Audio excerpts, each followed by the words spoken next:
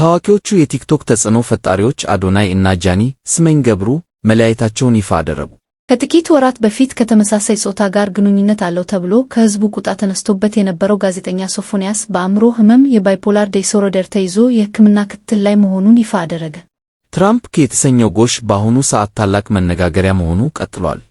ታዋቂዎቹ የቲክቶክ ተጽዕኖ ፈጣሪዎች አዶናይ እና ጃኒ ስመኝ ገብሩ መለያየታቸውን ይፋ አደረጉ። በኢትዮጵያ የማህበራዊ ሚዲያ በተለይም በቲክቶክ መድረክ ላይ በሰፊው የሚታወቁትና በርካታ አድናቂዎችን ማፍራት የቻሉት ጥንዶች አዶናይ እና ጃኒ በመካከላቸው የነበረው የፍቅር ግንኙነት ማክተሙን በይፋ አስታውቀዋል። ጃኒ ስመኝ ገብሩ ለወዳጆቿ ባስተላለፈችው መልእክት ከዚህ ቀደም ከአዶናይ ጋር የነበራቸው የፍቅር ግንኙነት አሁን ላይ በሰላምና በክብር በተሞላ ሁኔታ ተነጋግረው ማለቁንና መለያየታቸውን ገልጻለች። አያይዛም ይህ መለያየት ለአንዳንዶች ትምህርት ሊሆን እንደሚችል በመጥቀስ ለተከታታዮቿ ያላትን ጥልቅ ፍቅር ገልጻለች። በሌላ በኩል አዶናይ ባሰፈረው ማብራሪያ ከጃኒ ስመኝ ገብሩ ጋር የነበራቸው የፍቅር ግንኙነት ማብቃቱን አረጋግጧል። ሁኔታው እዚህ ደረጃ ላይ የደረሰበትን ምክንያት ለማወቅ የብዙዎች ፍላጎት መሆኑ ቢገባውም አንዳንድ ነገሮችን ግን ለራሱ ማስቀረት እንደመረጠ አስታውቋል። ሕይወት እንዲህ አይነት አጋጣሚዎች እንደሚገጥሙባት የጠቀሰው አዶናይ ሁለቱም የራሳቸውን መንገድ መምረጣቸውን ገልጿል። በመጨረሻም አድናቂዎቻቸው ወደማይጠቅም የጎንዮሽ ወቀሳ ከመግባት ይልቅ አሁን ያለውን ሁኔታ ተረድተው እንዲቀበሉትና ይህም ለሁሉም ሰላም እንደሚበጅ መልእክቱን አስተላልፏል። ይህ የሁለቱ ተወዳጅ የቲክቶክ ባለሙያዎች ድንገተኛ መለያየት በአሁኑ ሰዓት በማህበራዊ ሚዲያ ተጠቃሚዎች ዘንድ ከፍተኛ መነጋገሪያ ሆኗል።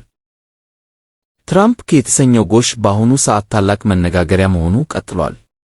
ባንግላዴሽ ውስጥ የሚገኝና የአሜሪካ ፕሬዝዳንት ዶናልድ ትራምፕን የሚመስለው ይህ ጎሽ የብዙዎችን ትኩረት እየሳበ ይገኛል።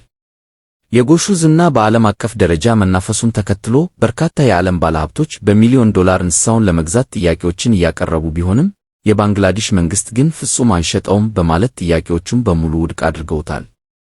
ትራምፕ የሚል ስም የተሰጠው ይህ ጎሽ በአሁኑ ወቅት ትልቅ የቱሪስት መስህብ መሆን የቻለ ሲሆን በየቀኑ ቁጥራቸው የበዛ ሰዎች ጎሹን በአካል ለማየት ወደ ስፍራው እየተመሙ ይገኛሉ። ይህ አስገራሚ ጉብኝትም በአጭር ጊዜ ውስጥ እጅግ ከፍተኛ የሆነ የገንዘብ ገቢ ያስገኝላቸው ይገኛል። ከጥቂት ወራት በፊት ከተመሳሳይ ጾታ ጋር ግንኙነት አለው ተብሎ ከህዝቡ ቁጣ ተነስቶበት የነበረው ጋዜጠኛ ሶፎንያስ በአእምሮ ህመም የባይፖላር ዲስኦርደር ተይዞ የሕክምና ክትትል ላይ መሆኑን ይፋ አደረገ። በሆስፒታል ሕክምና እያደረገ ይገኛል። ጋዜጠኛ ሶፎንያስ በአሁኑ ወቅት አስቸጋሪ እና አሳሳቢ ከሆነው የባይፖላር ዲስኦርደር አእምሮ ህመም ጋር እየታገለ መሆኑን እና በሕክምና ክትትል ላይ እንደሚገኝ በይፋ አስታውቋል።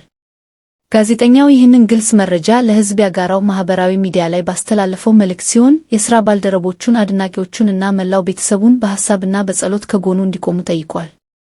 ይህንን አስቸጋሪ ወቅት በበሰለና በቁርጠኝነት ስሜት እየተጋፈጠው መሆኑን የገለጸው ጋዜጠኛ ሶፎንያስ ሕክምናውን በጥንቃቄ እየተከታተለ እንደሚገኝና በአምላክ እገዛ እንዲሁም በሕክምና ባለሙያዎች ግዛት ይህንን ጊዜ እንደሚያልፈው ሙሉ እምነት እንዳለው ገልጿል።